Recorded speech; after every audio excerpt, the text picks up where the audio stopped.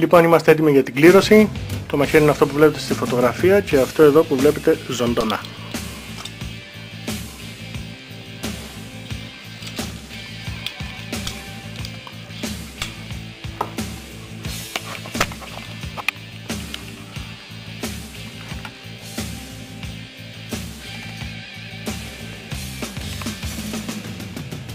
Ημερομηνία 29 του μήνα, 3 η ώρα γίνεται η κλήρωση.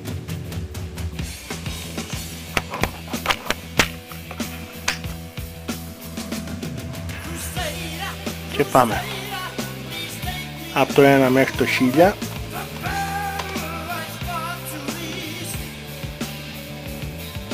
Και βγαίνει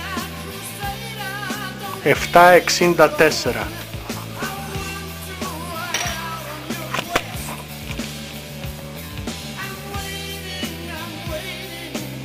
Πάμε να δούμε στη λίστα ποιος είναι το 764 ή ποιος είναι κοντά στο 764.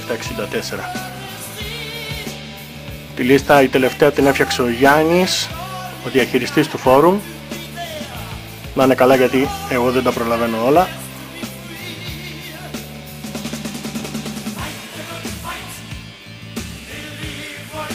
Λοιπόν, 764. Είναι το 765. Το πιο κοντινό και το 762 είναι το 765 λοιπόν, αφού έχει ο πιο κοντά από όλους. Έχει πέσει πιο κοντά από όλους. Και είναι αν το διαβάζω καλά,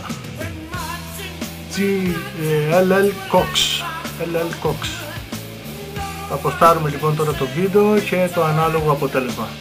Βέβαια σας ευχαριστώ όλους σας για τη συμμετοχή. Υπόσχομαι ότι κάτι παρόμοιο να μπορώ όταν μπορώ θα ξαναγίνεται. Σας ευχαριστώ όλους.